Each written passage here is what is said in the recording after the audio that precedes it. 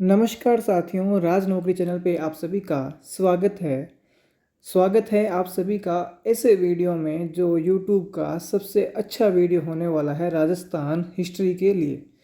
इसमें मैंने मेहनत की है कि भाई राजस्थान की जितनी भी डेट्स है या सन है 1100 ईस्वी से लेके और लगभग 1900 ईस्वी यानी 1857 की क्रांति तक सारी बातें अपन जो है इस एक ही वीडियो में कम से कम समय में आपके सामने लेके आने वाला हूँ। तो अंत तक बने रहिएगा दोस्तों। आज की वीडियो बहुत खास होने वाली है। चाहे आप किसी भी एग्ज़ाम की तैयारी कर रहे हैं तो ये वीडियो आपके लिए लाभदायक होगी, फ़ायदेमंद साबित होने वाली है ना। तो चलिए शुरू करते हैं बिना समय गवाए। सबसे पहले अपन बात करेंगे 1100 ईस्वी से शुरू करते हैं। सबसे पहले 1113 ईस्वी, इसमें हुई थी अजमेर की स्थापना। याद रख लेना, अजमेर की स्थापना कब हुई? 1113 में। 1170 के अंदर बिजोलिया शिलालेख लिखा गया था, ठीक है। तो 1170 इसकी याद रखना। और 1285 के अंदर आबू का श्लेश्वर अभिलेख है, ठीक है। 1191 में तराइन का प्रथम युद्ध और 92 में द्वितीय युद्ध हुआ था। किसका? तराइन का। किन के बीच हुआ था? पृथ्वीराज और मोहम्मद गौरी के बीच में। उसके बाद में 1227 में भुताला का युद्ध होता है, जैत्र सिंह और इल्तुतमिश के बीच में होता है, जिसमें इल्तुतमिश को जैत्र सिंह द्वारा हरा दिया जाता है। और जैत्र सिंह की इस विजय का उल्लेख हमीर मद मर्दन ग्रंथ के अंदर मिलता है। इसके बाद तराइन के युद्धों के ठीक 100 वर्ष बाद जलालुद्दीन रणथंभौर पर 91 और 92 1200 ईस्वी के अंदर जो है आक्रमण करता है, ठीक है। इसके बाद में 1301 ईस्वी में जब अलाउद्दीन रणथंभौर पर आक्रमण करता है, तब रणथंभौर में जो है साका होता है। ये राजस्थान का प्रथम साका था। इस समय रणथंभौर का जो राजा था वो हमीर था। इसके नेतृत्व में केसरिया होता है और रंग देवी जो इनकी रानी थी, इनके नेतृत्व में जौहर होता है। ये जल जौहर था, ठीक है ना। ये अग्नि जौहर नहीं था, ये जल जौहर था। ये भी आपको ध्यान में रखना है। इसके बाद में 1303 ईस्वी में चित्तौड़गढ़ का प्रथम साका होता है, जिसमें रतन सिंह जो यहाँ के राजा थे, इन्होंने तो केसरिया किया और जो जौहर था वो पद्मिनी के नेतृत्व में हुआ था, ठीक है। इसके बाद में सिवाना पर अलाउद्दीन का जब आक्रमण होता है तो 1308 ईस्वी में यहाँ के राजा शीतलदेव के नेतृत्व में केसरिया होता है और मेणादेव के नेतृत्व में जौहर होता है, ठीक है। उसके 3 साल बाद में 1311 ईस्वी में जालोर पर आक्रमण जब होता है तो जालोर में साका होता है और कानड़ देव के नेतृत्व में केसरिया होता है और देसल देव के नेतृत्व के अंदर जो है जौहर होता है, ठीक है। उसके बाद में 1326 ईस्वी में हमीर सिसोदिया जो है वापस मेवाड़ पर विजय करता है और इसके बाद में जो है यहाँ से राणा साका का जो है शासन प्रारंभ हो जाता है। और इसके बाद में 1342 ईस्वी के अंदर बूंदी की स्थापना देवी सिंह हाड़ा के द्वारा की जाती है, ठीक है। दोस्तों, अगर आपको मेरी मेहनत और जो वीडियो है वो अच्छी लग रही है तो आप चैनल को ज़रूर सब्सक्राइब कर लें और अपने दोस्तों के साथ में वीडियो को ज़रूर शेयर करना, ठीक है। इसके बाद में अपन बात करते हैं कि 1437 में सारंगपुर का युद्ध हुआ था। कुंभा और महमूद खिलजी फर्स्ट जो कि मालवा का शासक था उसके बीच में हुआ। तो इसमें जो है कुंभा की विजय होती है और इसी के उपलक्ष्य में जो है कुंभा चित्तौड़गढ़ में विजय स्तंभ का निर्माण करवाता है। ये सन बहुत बार एग्जाम्स के अंदर पूछी हुई है, तो इसको आप पक्का याद कर लेना, 1437, ठीक है। इसके बाद में महमूद खिलजी फर्स्ट और जो गुजरात का कुतुबुद्दीन था, इन दोनों के बीच में एक संधि होती है कुंभा को हराने के लिए, चंपानेर की संधि, जो कि 1456 में हुई थी। और इसके बाद में भी जो है कुंभा जो है इन दोनों को एक साथ हरा देता है, ठीक है ना। इसके बाद में अपन बात करें 1458 में कुंभलगढ़ का निर्माण होता है, जिसके वास्तुकार जो है वो मंडन थे और ये जो निर्माण है वो कुंभा ने ही करवाया था। कुंभा को है जो दुर्गों का निर्माता भी कहा जाता है, क्योंकि इसने जो मेवाड़ के 84 में से जो है 32 दुर्गों का निर्माण अकेले कुंभा ने ही करवाया था, ठीक है। इसके बाद में अपन देखें 1459 में जोधपुर या मेहरानगढ़ जो है इसकी स्थापना की जाती है जोधा द्वारा। राव जोधा था, उसने 1459 में की थी, ठीक है। 1459 में जोधपुर की हुई थी और 1559 के अंदर जो है उदयपुर की स्थापना होती है। दोनों जो है एक 100 साल का गैप है, ये याद रख लेना, ठीक है। इसके बाद में अपन बात करें 1488 में बीकानेर की स्थापना होती है आखा तीज के दिन और डेट थी 12 अप्रैल, ठीक है। इसके बाद में महत्वपूर्ण शासक था मेवाड़ का सांगा। तो 1509 में सांगा का राज्याभिषेक होता है। 1517 में खातौली के युद्ध में जो है सांगा जो है इब्राहिम लोदी को हरा देता है, ठीक है। और बाद में जो है इब्राहिम लोदी के साथ में 1519 में वापस युद्ध होता है। इसमें भी जो है इब्राहिम लोदी को वापस सांगा जो है वो हरा देता है, ठीक है। लेकिन इनके बीच में 1518 के अंदर जो है गागरोन का युद्ध होता है, जिसमें महमूद खिलजी सेकंड को हराया किसने? सांगा ने। और महमूद खिलजी फर्स्ट को कुंभा ने हराया था, ठीक है। इसके बाद में अपन बात करें 1527, ये जो है सन आप पक्का याद रख लेना। और ये जो प्रश्न है कई बार एग्जाम में पूछा जाता है कि सांगा ने बाबर को कब हराया या कौन से युद्ध में हराया, तो बच्चे करके आते हैं खानवा का युद्ध। और जैसे एग्ज़ाम से बाहर जाते हैं वह एग्ज़ाम पूरा करके फिर बाद में पछतावा होने के अलावा कुछ भी नहीं बचता। क्यों? क्योंकि इसमें देखो यहाँ बाबर के साथ में भी 2 युद्ध हुए थे, जिसमें बयाना के युद्ध में तो सांगा ने बाबर को हरा दिया था, लेकिन खानवा के युद्ध में जो है बाबर से हारा था कौन? सांगा। ठीक है ना। तो दोस्तों ये जो क्वेश्चन है वो आपके एग्जाम के लिए बहुत ही इंपॉर्टेंट बनता है कि सांगा ने बाबर को किस में हराया। तो पहला ही ऑप्शन आपको खानवा का देगा, लेकिन खानवा मत करना, बयाना याद रखना। ठीक है ना। इसके बाद में अगर अपन देखें तो सांगा के बारे में भी बहुत सारी बातें हैं। ऐसे देखो मेरे पास में बहुत सारी बातें हैं, लेकिन मैं कितनी बताऊं, है ना। मेरे को केवल मेन जो फोकस है आज की क्लास के अंदर जो है ये आपकी जितनी भी सन है उन पे करना है। ठीक है ना। तो ऐसे तो सांगा के बारे में और भी है कि जैसे चंदेर के युद्ध में भी ये भाग लेता है, लेकिन उसके अंदर जो है इसकी बीच में जो है मेवाड़ी जो सरदार थे उनके द्वारा विष देने के कारण सांगा की मृत्यु हो जाती है। ठीक है ना। सांगा को हिंदूपत नाम से भी जाना जाता है। ठीक है। सैनिक भग्नावेश भी कहा जाता है इसको, क्योंकि इसके जो शरीर था उस पर शायद 80 घाव थे, है ना। तो इस वजह से जो इसको सैनिक भग्नावेश की संज्ञा भी दी गई है। ठीक है ना, कर्नल जेम्स टोड के द्वारा। तो ये सारी बातें, बहुत सारी बातें, लेकिन जो आज की वीडियो है उसमें मेरा फोकस यही है कि मैं जल्द से जल्द जो है कम समय के अंदर आपको सारी सन जो है वो एक क्रम के अनुसार जो है आपको करवा दूँ। ठीक है। तो इसके बाद में अपन बात करें तो 1534 से अपन बात करते हैं। तो इसमें जो 1534 और 35 है इसमें हुआ था चित्तौड़गढ़ का दूसरा साका। जब जो है गुजरात का बहादुर शाह यहाँ पर चित्तौड़ पे आक्रमण करता है तो यहाँ की रानी जो थी कर्णावती, हाड़ी रानी जो थी, इसने जो है अपने बेटे को तो भेज दिया था वापस बूंदी। ठीक है ना, विक्रमादित्य को। और कर्णावती जो है इसके नेतृत्व में यहाँ पे जो है जौहर होता है, और बाघ सिंह जो था इसके नेतृत्व में यहाँ पे जो है साका होता है, यानी केसरिया होता है। और ये जो है चित्तौड़गढ़ का दूसरा साका था। ठीक है। तो ये तो था 34-35 में, और इसका डबल कर लीजिए तो 67-68 के अंदर जो है चित्तौड़गढ़ का तीसरा साका होता है। सबसे नीचे नीचे लिखा हुआ है यहाँ पे जो जयमल फत्ता जो है इनके नेतृत्व के अंदर जो है केसरिया होता है, और फूल कंवर के नेतृत्व में जो है जौहर होता है। इसके बाद में देखिए 1571 के अंदर जो है पाहेबा का युद्ध होता है, जो मालदेव और बीकानेर के राव जेत सिंह के बीच होता है। ठीक है। इसमें मालदेव जीत जाता है। और इसके बाद में 1544 के अंदर गिरी सुमेल का युद्ध होता है मालदेव वर्सेस शेर शाह सूरी के नेतृत्व में। ठीक है। तो शेर शाह सूरी और ये दोनों थे, लेकिन मालदेव शेर शाह सूरी की चाल में फंस जाता है, जिसके बाद में जो मालदेव अपनी सेना के साथ में वापस लौट जाता है। लेकिन जो इसके सेनापति थे जेता व खूपा, वे अंत तक लड़ते हैं और इस युद्ध के अंदर वीर गति को प्राप्त करते हैं। ठीक है। इसके बाद में जो है 1559 में मैंने बताया था कि 1459 में जो है जोधपुर की स्थापना हुई, और 1559 में उदयपुर की स्थापना की थी किसने? उदय सिंह जी ने।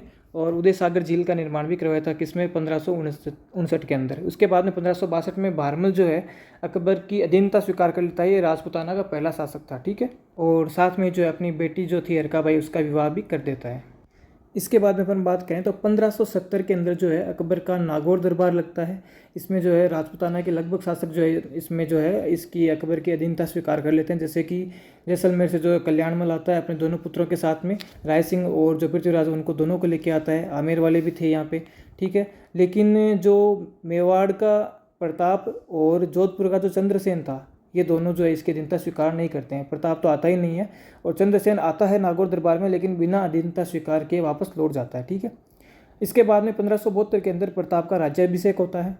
इसके बाद में अकबर जो है प्रताप को समझाने के लिए 4 दल भेजता है, जिनका नेतृत्व है ये क्रमानुसार जलाल खां कोरची, इसके बाद में मान सिंह, उसके बाद में भगवान दास, और बाद में तोडरमल। ये 4 को जो है अकबर भेजता है। इसकी ट्रिक हो जाती है जमा भट्टो। मतलब अकबर कहता है कि जा मेवाड़ के अंदर जाओ और वहाँ पे भट्टा जमा अपना, मतलब जमा भट्टो। ठीक है ना। तो इस प्रकार जो चारों याद रख लेना।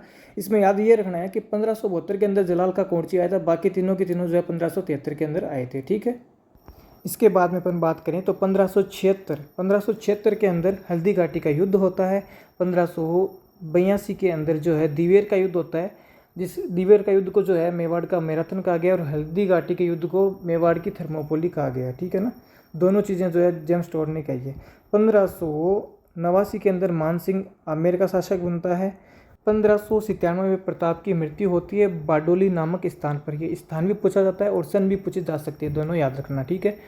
उसके बाद में 1615 में प्रथम मुगल मेवाड़ संधि होती है जहांगीर व अमर सिंह के बीच में। अमर सिंह कौन है? वे प्रताप का पुत्र, जिन्होंने जो है मेवाड़ की ओर से जो है मुगलों के साथ में जो है संधि कर ली थी। ठीक है।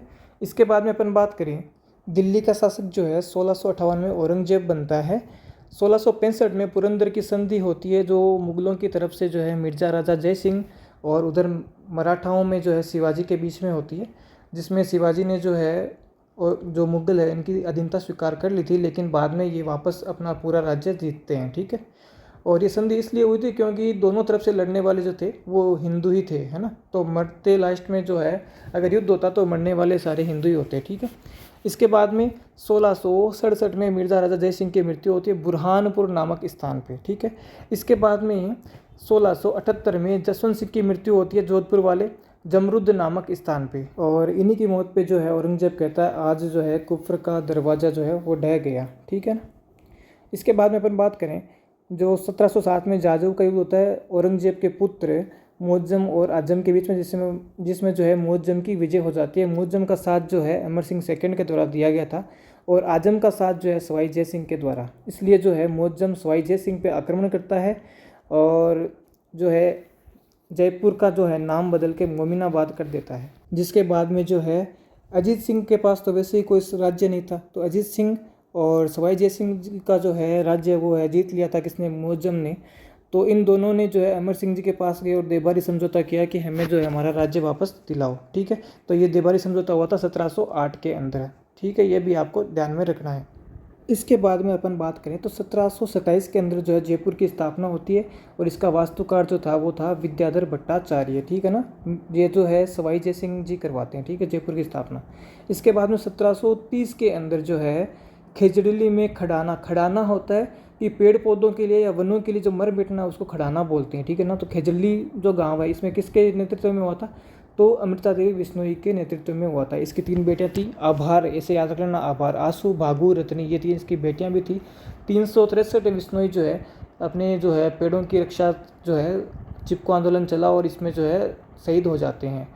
और ये शासक कौन था, तो अभय सिंह था। कौन, अभय सिंह था, और गिरधारी सिंह को उसने भेजा था कि जा लकड़ी काट के ला, तो इसलिए वो खेजड़ियों को जो है काटने चले थे। ठीक है, इसके बाद में 1734 के अंदर जो है हुर्डा सम्मेलन होता है 17 जुलाई 1734 के अंदर। ये जो हुर्डा सम्मेलन हुआ था ये था मराठाओं के विरुद्ध, क्यों मराठा जो है इनसे टैक्स लूटते थे सारे हिंदुओं से, जितने भी राजा थे उन सब से जो है टैक्स लेते थे। कौन, मराठा। तो उनके विरोध में जो है हुर्डा सम्मेलन होता है, जिसकी अध्यक्षता जो है जगत सिंह सेकंड करते हैं, मेवाड़ वाले। और इसके साथ में जो जोधपुर से भी इसमें शासक आते हैं, जयपुर से भी आते हैं, सारे जो शासक है वो इसमें भाग लेते हैं। सवाई जय सिंह थे जयपुर के शासक उस समय, ये इसके प्रबंधक रहे थे। ठीक है, और जोधपुर से जो है अभय सिंह ने भी इसमें भाग लिया था। ठीक है, 1747 में जो है राजमहल का युद्ध होता है। राजमहल का युद्ध होता जो जयपुर के जो राजा थे ईश्वरी सिंह और माधो सिंह, इन दोनों के बीच में होता है, जिसमें ईश्वरी सिंह का जो साथ है वो दिया था सूरजमल जाट ने। और इसमें जो ईश्वरी सिंह की विजय हो जाती है, माधो सिंह हार जाते हैं। लेकिन 1748 में वापस युद्ध होता है। माधो सिंह जो है इसका साथ मराठा होलकर ने दिया था और 1748 में ये युद्ध हुआ था बगरू का युद्ध। इसमें जो ईश्वरी सिंह को हरा देते हैं। बाद में जो ईश्वरी सिंह जो है वो इस लाट से कूद कर अपनी जो आत्महत्या कर लेता है। ठीक है, और माधो सिंह जो है जयपुर के जो है शासक नियुक्त होते हैं। नियुक्त क्या होते हैं, बन जाते हैं। भाई जीत लेता है, नियुक्त क्या है, इसको कौन नियुक्त करेगा। ठीक है, इसके बाद में जो है अब मराठा होलकर ने साथ तो दे दिया था, जिता तो दिया वापस जयपुर, लेकिन मराठा होलकर जब वापस आता है टैक्स लेने के लिए, तब माधो सिंह इन्हीं के खिलाफ जो है काकोड़ का युद्ध करते हैं और जितने भी मराठा थे उन सभी का जो है नरसंहार करवा देता है। कौन, माधो सिंह जयपुर वाले। ठीक है, काकोड़ का युद्ध 1759 याद रख लेना। ठीक है, 1787 में तुंगा का युद्ध होता है। मराठा सरदार सिंधिया और जयपुर के प्रताप सिंह व जोधपुर के विजय सिंह दोनों संयुक्त रूप से मराठा सरदार सिंधिया के खिलाफ जो है लड़ते हैं। तुंगा का युद्ध 1787, ये भी आपको याद रखना है। ठीक है, इसके बाद में अपन बात करें तो 1807 के अंदर गिंगोली का युद्ध होता है जोधपुर के महाराजा मान सिंह और जयपुर के जगत सिंह सेकंड के बीच में। इसका कारण था मेवाड़ के भीम सिंह की पुत्री कृष्णा कुमारी से विवाह करना। ठीक है ना, तो इसका जो युद्ध है ये 2 साल तक चला था लगभग, लेकिन 1810 के अंदर जो है कृष्णा कुमारी को अंत में जो है विष दे दिया जाता है और विष देकर इसकी हत्या कर दी जाती है, जिस वजह से जो है ये युद्ध वापस समाप्त होता है। लेकिन 2 साल तक ये युद्ध चलाता है। गिंगोली जो है पर्वतसर नागौर के पास पड़ता है। ठीक है ना, इसके बाद अपन बात करें तो 1817 के अंदर जो है अंग्रेज़ों के साथ में संधियाँ होने शुरू हो गई थी और जो करौली है वो प्रथम रियासत थी राजस्थान की जिसने 1817 के अंदर अंग्रेज़ों के साथ में संधि की। तो ये जो फैक्ट है सीधा याद रख लेना, करौली। इसके बाद में कोटा ने भी 1817 में की थी उसके बाद में जो है लगभग रियासतें जितनी भी उन्होंने सब ने 1818 के अंदर, जैसे जोधपुर, उदयपुर, बूंदी, बीकानेर, जयपुर, डूंगरपुर, जैसलमेर आदि सभी ने जो है अंग्रेज़ों के साथ में संधि कर ली थी 1818 के अंदर। ठीक है। इसके बाद अपन बात करें 1822 में सती प्रथा पर सर्वप्रथम रोक लगाई जाती है बूंदी के अंदर। देखो सती में 2 अक्षर है, 22 में देखो 2 और बूंदी में भी 2 अक्षर है। ठीक। इसके बाद में ऐसे करके आप याद रख सकते हैं। इसके बाद में 1829 में सती प्रथा पर वैसे जो है कानूनन रोक लगाई जाती है, विलियम बेंटिक लगाता है राजा राम मोहन राय के प्रयासों से। ठीक है। इसके बाद में 1833 में कोटा में कन्यावध पर रोक लगाई जाती है। तो कन्यावध पर रोक लगाने वाली पहली रियासत होगी कोटा। कैसे कन्या कैसे कोटा, कन्या में 3 अक्षर है इसलिए वहाँ पे देखो 33, 3 और 3। ठीक है। इसके बाद में 1841 में मेवाड़ भील कोर की स्थापना की जाती है। ऐसे और भी बटालियन है लेकिन मेवाड़ भील कोर का जो है बार बार एग्जाम में पूछा जाता है, इसलिए 1841 आप याद रखना। ठीक है। तो भाई ये था 1857 की क्रांति तक का जो जितनी भी हिस्ट्री है राजस्थान की, उन सब की डेट्स वगैरह जितनी भी महत्वपूर्ण घटनाएं हैं सारी एक साथ आपके सामने हैं। आप इसको 2-4 बार पढ़ेंगे याद हो जाएगा भाई, है ना। इनसे बार कुछ नहीं जाता है एग्ज़ाम्स के अंदर। ठीक है। अपन 1857 से पहले की अपन बात करें तो एक डेट और आती है कि 1853 के अंदर जो है डाकन प्रथा पर रोक लगाई जाती है मेवाड़ के अंदर। ठीक है। इसके बाद में 1857 की क्रांति से संबंधित टॉपिक जो है शुरू हो जाते हैं। तो उसके लिए जो है मैं अलग से वीडियो लेके आऊँगा जिसमें मैं 1857 की क्रांति और क्रांति के बाद में जो आंदोलन हुए थे, प्रजामंडल, किसान आंदोलन, उन सभी से जितनी भी रिलेटेड जितनी भी तारीखें हैं, एकीकरण हो गया, उन सब की जो है एक वीडियो में डाल दूंगा। सारी जितनी भी तारीखें हैं उसको जो मैं पार्ट 2 बोल के इसके साथ में जो है अलग से बना के और चैनल पे जो है प्ले लिस्ट के अंदर डाल दूंगा। ठीक है। और अगर आपको आज की वीडियो जो है अच्छी लगी है तो भाई दिल से एक बार जो है चैनल को सब्सक्राइब कर लेना, दोस्तों के साथ शेयर भी करना और लाइक करना ज़रूर, है ना। और आपको अगर वीडियो अच्छी लगे तो कमेंट बॉक्स में ज़रूर बताना। इन सब चीज़ों से जो है भाई मेरे को हौसला मिलेगा, मेरे को ऐसा लगेगा कि भाई लोग सपोर्ट कर रहे हैं तो मेरे को मतलब मेरी वीडियो को पसंद कर रहे हैं तो मैं और बनाऊंगा और अच्छी बनाने का भी प्रयास करूंगा। ठीक है ना। मैं अपनी ओर से जितनी भी मेहनत कर सकता हूँ उतनी सारी मेहनत करूँगा। ठीक है। और आपका ही प्यार चाहिए भाई, आपका साथ चाहिए। इसका जो है पार्ट 2 जो है मैं लेके आऊँगा और 2 पार्ट के अंदर में जो जितना भी जीके वो सारा जो है राजस्थान की हिस्ट्री जितनी भी डेट्स है वो सारी एक क्रम के अनुसार आपके सामने हो जाएगी। ठीक है। मेरे ख्याल से यूट्यूब पे ऐसी वीडियो नहीं है। मैंने कम से कम टाइम में ये बनाने का पूरा जो है कोशिश किया है भाई वीडियो बनाने का, और ज्ञान बहुत है लेकिन टाइम की जो वैल्यू करते हुए मैंने जल्दी से जल्दी इसको पूरा करने की कोशिश की है। आई होप सभी को वीडियो अच्छी लगी होगी। कमेंट बॉक्स में ज़रूर बताना कैसी लगी। ठीक है। मिलते हैं अगले वीडियो में, तब तक के लिए सभी को धन्यवाद। जय हिंद, जय भारत, राम राम सा।